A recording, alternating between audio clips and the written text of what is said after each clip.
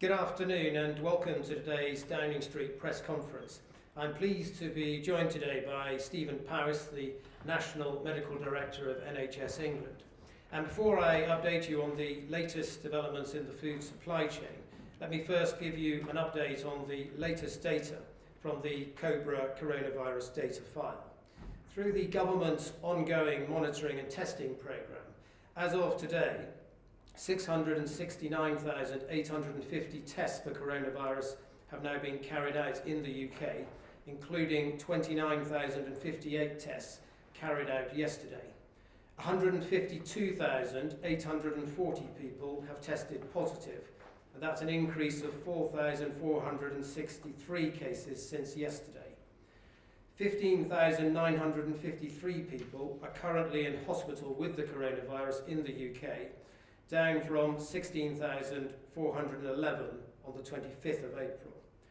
And sadly, of those hospitalised with the virus, 20,732 have now died, and that is an increase of 413 fatalities since yesterday. We express our deepest condolences to the families and friends of these victims. At the beginning of the outbreak of this virus, we saw significant problems in panic buying. That episode quickly subsided, and food availability now is back to normal levels and has been for several weeks. All supermarkets have introduced social distancing measures to protect both their staff and their customers, and it is essential that shoppers respect these measures. The food supply chain has also seen a significant reduction in staff absence over recent weeks, as staff who had been self-isolating through suspected coronavirus have returned to work. So absence levels are down from a peak of typically 20% in food businesses 3 weeks ago to less than 10% at the end of last week, and in some cases individual companies reporting absences as low as 6%. We have put in place measures to support the clinically vulnerable. So far, 500,000 food parcels have been delivered to the shielded group, that is those who cannot leave home at all due to a clinical condition that they have. And in addition, the major supermarkets have agreed to prioritise delivery slots for those in this shielded group.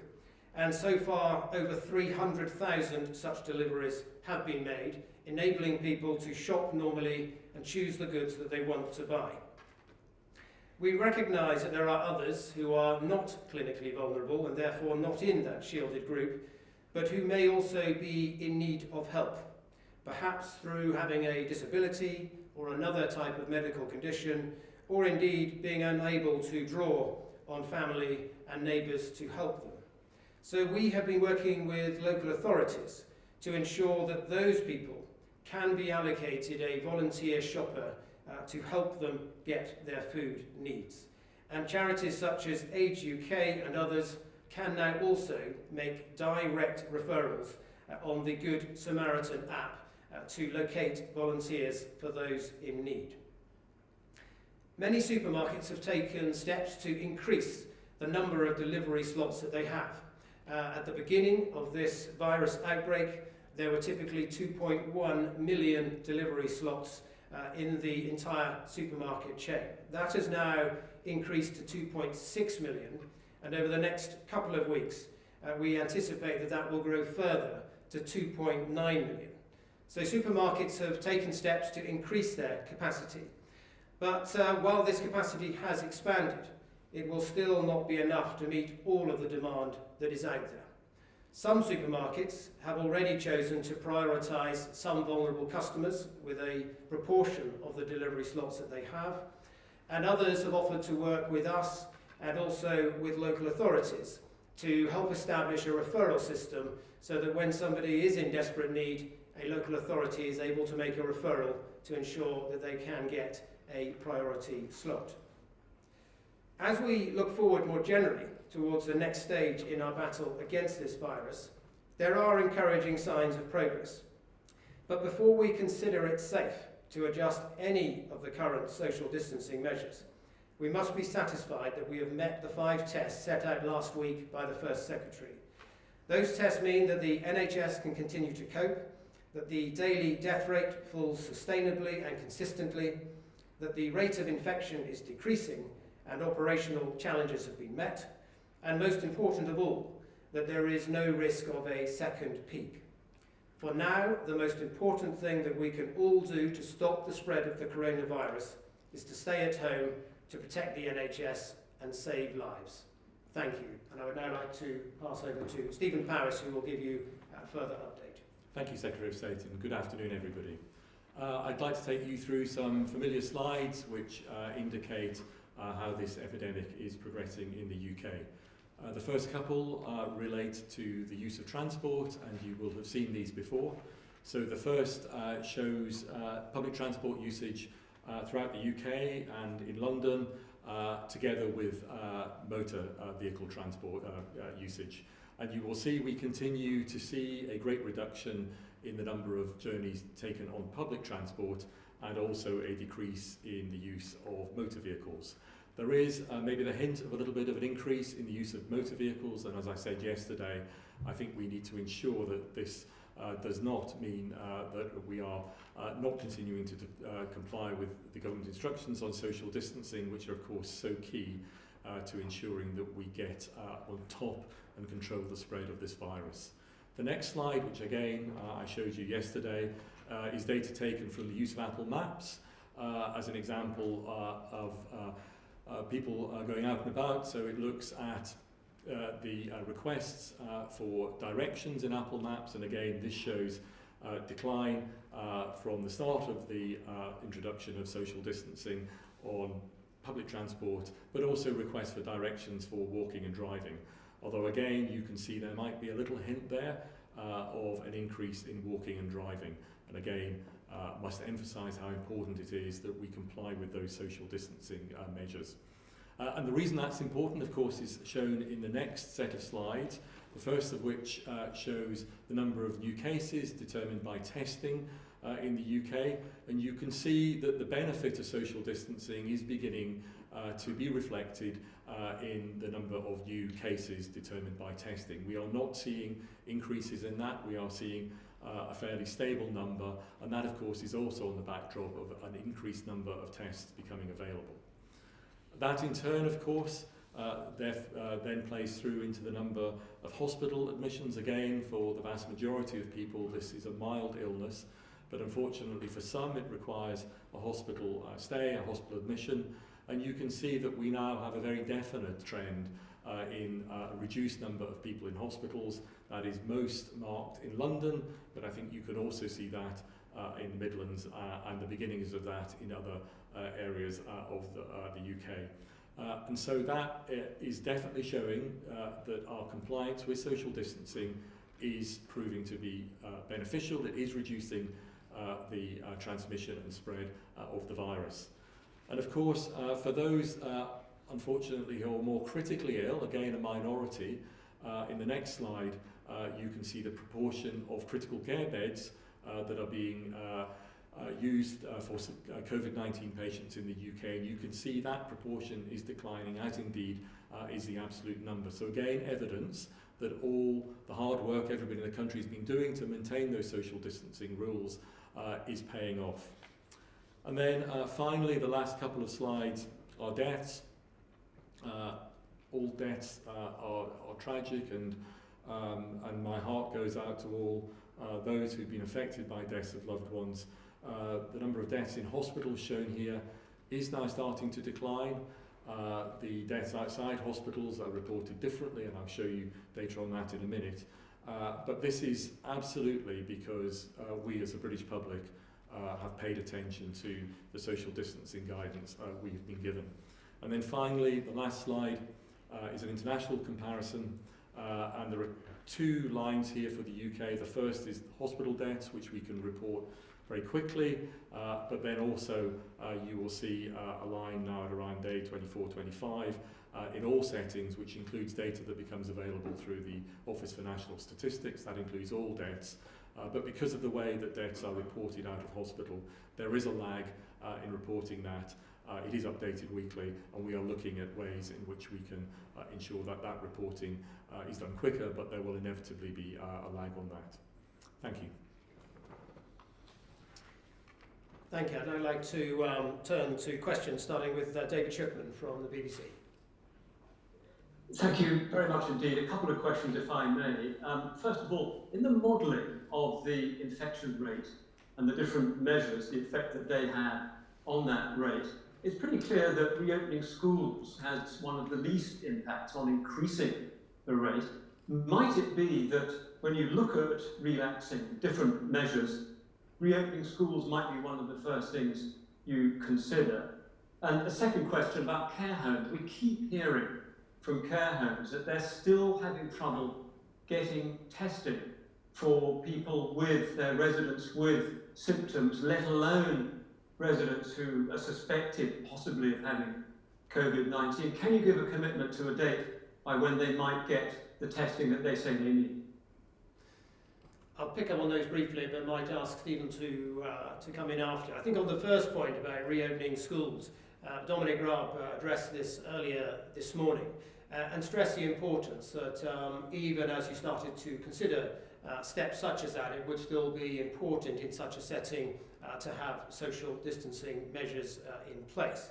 And on the second point on testing, we have been ramping up our capacity to do those tests. Currently stands at over 50,000 a day, and we have started to invite large numbers of people now working in the care sector and care homes to undertake those tests, and significant numbers have. I might now pass it to Stephen, who may have the precise number. Yes, thank you, David. So I think a few days ago, the Chief Medical Officer, Chris Whitty, gave a very clear description here at this podium of the sort of strategy that scientifically we would have to think about adopting in order to ensure that we don't see a rise in infection, in the spread of the virus in the forthcoming months, and in order to make sure that we don't put ourselves at risk of a second peak of infections. And that's broadly to make sure that we keep the transmission rate below that number that we always talk about, that R of 1, which essentially means ensuring that we don't go back to a situation where one individual is passing the virus on to one or more individuals. That the rate needs to be below that. That there are a number, scientifically, as you have heard in these press briefings, there are a number of different measures and different approaches that can be taken to keeping that R level below 1, that transmission rate below 1. And that is exactly the work of SAGE and independent scientific experts to work out what that range of measures look like. And of course, school closures is one of those measures. I think it's highly likely that there will be different combinations of measures, some of which are in place at the moment, but others that you have heard about, such as more sophisticated track and tracing, that in combination will keep that number below 1. It's the role of the scientists, such as me and others, to look at that and to provide advice, but of course it's the role of government, quite rightly, to look at those and decide which particular combination is the appropriate combination to take forward. I think on testing I don't have much to add other than to say that testing is clearly expanding at the moment. In the NHS we're responsible for testing in hospitals, and we are expanding testing in hospitals. I know outside of hospitals testing is expanding as well, and I think what's important is that that continues to expand so that those residents in care homes who are symptomatic and asymptomatic and care workers have access to that testing. Thank you very much. Next we have Inigo Gilmore from Channel 4. Or a question to the Minister, if I may. We've been hearing very serious concerns, Minister, about the lack of public health experts who manage infectious disease outbreaks on your government advisory group, SAGE. We now know that Dominic Cummings and Ben Warner attended, but if you won't tell us who else attended, how can the public get a sense of the balance of their current expertise that you say you're relying on? And secondly, a question to Professor Powis. We've been speaking to a local director of public health who says that data is just not being shared by central government, and it makes attempts to properly contact, trace and deal with local outbreaks. When is that going to change? What's your best estimate of when it might be possible to restart contact tracing again? Well, the important thing to note is that SAGE is is unusual in the way it operates as an expert advisory group, in that it is convened in response to specific emergencies. And the scientists that go on to that group will change depending on the type of the emergency. And it is important that those scientists are able to have discussion themselves, free of external influence, and also that we protect their own security as well. So for those reasons, we don't publish the names of those on the group. However, their minutes and their deliberations are published. And Stephen might be able to tell you a little more about that. Yeah, so I'm a member of SAGE, that's in the public domain, and personally I have no problem providing people give permission. I think the Chief Medical Officer has said the same, with the names of participants in SAGE being published. Clearly that's not my decision, but I'm perfectly happy for my name to be in the public domain. On the question of contact tracing, you broke up a little bit, but I think the question was, when is contact tracing likely to come in and be effective? So I think there's probably a general comment on contact tracing. So contact tracing, which is a very tried and tested way of managing outbreaks, it's more difficult in an epidemic, but it's certainly a tried and tested way of managing outbreaks. Obviously takes a lot of resource, a lot of time to trace effectively the contacts of an individual person who has tested positive. It can be aided by technology, and the development of a digital app will no doubt help in that setting. But I think the general point is that the lower the number of new cases in the population, the easier it is to do, because it involves contacting less people overall. So, to give you a number, if there are 4,000 new cases a day, and you have to contact trace, say on average 30, that's 120,000 people to contact trace. If it's 2,000, it's half that. So the point is, getting the infection rate as low as possible will put us in a position where contact tracing will be at its most effective. So as the Secretary of State for Health and Social Care said here a couple of days ago, Public Health England are building up the capacity to do contact tracing. Technology is being used to develop an app that will assist. But the point at which to introduce that is the point at which we have maintained social distancing, we have driven the infection rate down, and it can be introduced in a way that is most effective as possible. So the core message is really to continue to comply with the social distancing instructions, because by getting the infection rate down, which is what is happening at the moment, will get us in the best position for track and trace. Thank you. Next we've got Paul Brand from ITV. Go ahead, Paul. Thank you. Given the Prime Minister's return tomorrow, when do you expect him to follow the First Ministers of Scotland and Wales and start setting out a strategy to potentially begin lifting the lockdown? And on care homes, today the Foreign Secretary said that the number of deaths in care homes was coming down at a similar rate to the number of hospital deaths. What's the evidence for that, please, and can you share it with us? Well, look, on your first point, the Prime Minister has been in all of our thoughts over these last few weeks as he's faced a very difficult encounter with the virus, and we are all delighted that he is going to be back at the helm and returning to work tomorrow. The government has set out its approach, which is that a week ago we decided that it was too early to ease any of those social distancing measures. It will be reviewed again in a couple of weeks' time, and that would be the right moment to consider the scientific evidence that we have, particularly the latest medical evidence. Very important that we don't do this prematurely and risk a second peak. Very important that we see a consistent downward trend and sustainable reduction in the number of infections, and that is our position. But look, I'm sure that at some stage during the course of the week ahead, you will be hearing from the Prime Minister. And Stephen. Yes, so I think, as I've said before, I think it's really important to remember that the approach that needs to be taken to keep on top of this virus, to keep transmission down, will need to evolve over time. And it will need to evolve over time because the science and what we know about the virus is developing all the time. We are learning more and more. And even as we stand here today, there are certain pieces of key information that we would love to have to help us plot a way through the coming months is not available. So one piece of information is how many people develop immunity to the virus and how long that immunity lasts.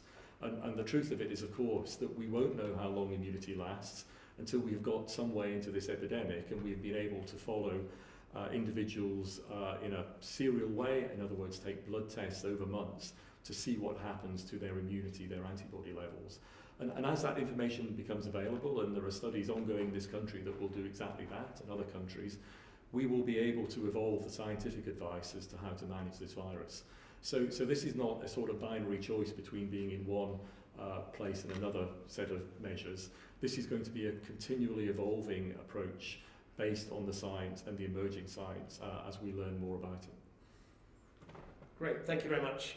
Next we have Heather Stewart from The Guardian. Go ahead, Heather. Hello. You've talked about some of the changes supermarkets have made to make delivery slots more available. It's still very, very difficult for people to get a food delivery slot, and some basic foodstuffs are very, very hard to get hold of. I wonder whether shortages of some food products and price increases for others are part of the new normal we're going to have to get used to for the next coming months. Well, we've been monitoring the food supply chain quite carefully, and to date there isn't any serious disruption to international trade flows. We're also seeing retail sales, having had that episode in panic buying several weeks ago, return to normal levels now, or in some cases slightly below normal levels. It is the case that the social distancing measures that supermarkets have had to put in place means that there are times when they're not able to restock shelves as freely as they would ordinarily.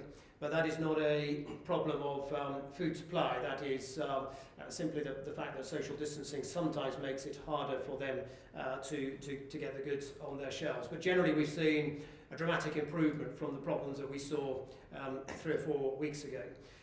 The international food supply chain continues to work well, although there are isolated cases of trade being disrupted, particularly, for instance, some goods coming from India. But most of our trade with near neighbours in Europe is continuing to flow normally. We're also acutely aware that we're about to start the British season in fresh produce, in soft fruit and salads. We estimate that probably only about a third of the migrant labour that would normally come to the UK is here and was probably here before lockdown. And we are working with industry to identify an approach that will encourage those millions of furloughed workers, in some cases, to consider taking a second job, helping get the harvest in June. It's not an issue at the moment, since the harvest has barely begun, but we do anticipate that there will be a need to help recruit staff for those sectors in the month of June. Kate Ferguson from The Sun. Hi, thank you, Secretary of State. One question for you and one for Stephen Powis. To you, we've seen reports in the newspapers today that passengers arriving in Britain will be told to quarantine for 2 weeks. How are you going to be enforcers? Will police be making spot checks? And if lockdown is eased and Brits can go on their summer holidays, will they have to take another 2 weeks off work to self-isolate back home here when they return? And to Mr. Powis, we've seen today's death figures as the lowest that they have been this month. You've previously spoken about green shoots. Are we turning a corner and are we through the peak now? Thank you. Well, on your first point, I know there's a lot of speculation around these things, and I think the point is this, that as we move to a new phase at some point in the future, we're not there yet and not ready to make that decision yet, international travel could become a more significant part of the risk to manage. At the moment, all of the evidence suggests that it is only a tiny proportion of the cause of the coronavirus outbreak. If we got to that point, a number of measures would be considered, but no decisions have been even taken in this space yet. We've taken a conscious decision as a country not to close our borders. It's important that we keep trade flowing, and should there be medical advice at some point in the future as we move to new stages that this is an area that should be looked at and considered, then obviously that is the time to do that. Thank you. So I think when you go back a number of weeks ago when I started presenting, as others do, the the charts that we present at the start of these briefings, what I was pointing out was that as we began to see reductions in the use of transport, indicating that the British public were beginning to comply with the guidance that had been issued on social distancing, that if that was sustained, then over time it would translate into a reduction in the number of cases, a reduction in the number of hospital admissions, and then finally through a reduction in the number of deaths. And of course, a number of weeks ago, those charts all showed that infections and hospital admissions, people in critical care, and deaths were on the increase. Over the last few weeks, of course, we have seen, because those social distances measures have been adhered to, that those curves have started to change, and as I showed you just a few minutes ago, we are now beginning to see declines, particularly in London. And yes, deaths are now either plateauing around the country or beginning to decline. But I should emphasise that those benefits have only occurred not by luck, as I've said before, but because people have complied with the instructions that we've all been given. And they have followed the science. So the science of this is quite straightforward. If we reduce the number of people that can be infected from an individual person who has the virus to below, on average, 1, then the virus starts to go into decline and the number of infections start to fall. That is the simple principle behind the measures of social distancing. And what you have seen is all our efforts, hard though they might be, have begun to pay off. But of course, the other point to make there, of course, is that it will only continue to pay off if we continue to keep social distancing and we continue to comply with those messages. Because, of course, my fear, as the fear of all of us is that those curves won't continue to be on a downward trend, but will start to go in an upward trend. And we're not at the point that any of us can be absolutely confident that that's not going to be the case. We want to avoid a second peak, we want to avoid a rise. And so I can't emphasise enough that this is not the time to say, actually, we've done a good job, we need to stop complying with our social distancing instructions and the government guidance. This is exactly the time to keep that up. It's exactly the time. And that's why when I showed you the transport graphs and curves earlier, that slight uptick in motor vehicles, that slight uptick in the use of Apple Maps, we need to keep a close eye on that. We all need to remind ourselves that this has been a really tough 4 weeks and we don't want to lose the benefits that have come from this. We need to keep going and we need to make sure the number of infections continues to decline. Thank you very much. And finally, Jen Williams from the Manchester Evening News. Hi, thank you. A question first for the Minister, if I may, and then one for both of you. Councils are clearly on the front line of delivering social care during the pandemic, and so far the government has promised £3.2 billion extra for local government. But one Conservative councillor I spoke to today said that while it's welcome, it's merely a sticking part of what's to come. Greater Manchester's 10 councils alone are forecasting a financial hit of more than £500 million for this financial year, and leaders are warning of catastrophic cuts to services if ministers don't help further. So will government make good on its promise to do whatever it takes and commit to fully reimbursing councils for their losses? And secondly, I just wanted to come back to the question that Paul Brand asked earlier on about death in care homes and what the evidence actually is currently that they are falling, and probably something that I would add to that. Why were deaths in care homes not factored into the same kind of counting as deaths in hospitals at the start of this? Was that an oversight, or what's the actual reason for the fact that we didn't start this process with a daily care home death figure? Thank you. Well, look, the government, of course, recognises that these are extraordinary times, and local authorities have indeed taken on additional burdens to help get through this crisis, and it's in recognition of that, as you alluded to in your question, that Robert Jenrick announced a package of additional financial support for local authorities. We estimate that that's the right approach to support them through this difficult time. Of course, some of the things that they're doing now, they're often geared up to do anyway, and they have their own emergency response centres and emergency response procedures that are in place and that they do on a regular basis. But we recognise that there are new burdens, and that's why there's been that additional financial package announced by the Secretary of State in MHCLG. I will turn over to Stephen. Yes, so thank you. So obviously, as NHS England National Medical Director, I am most concerned with the reporting of deaths within hospitals. Of course, we care about all deaths, absolutely, but the mechanism of reporting deaths in hospitals falls within NHS England and, of course, the other devolved administrations. So I think it's worth pointing out there's important differences about the way the data is collected. Within the NHS, we work with several hundred hospitals in order to collect that data on a daily basis. And we're collecting the data from people who have died in hospital who we know have tested positive.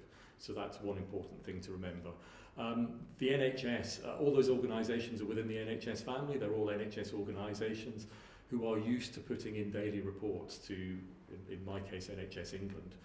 So there's a system that already exists, for instance, that we use during winter pressures, that means that it's very straightforward for those trusts to report that data on a daily basis.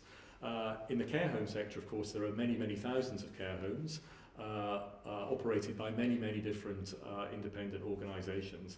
And so that sort of daily rhythm of reporting in is just not something that occurs in care homes in the same way.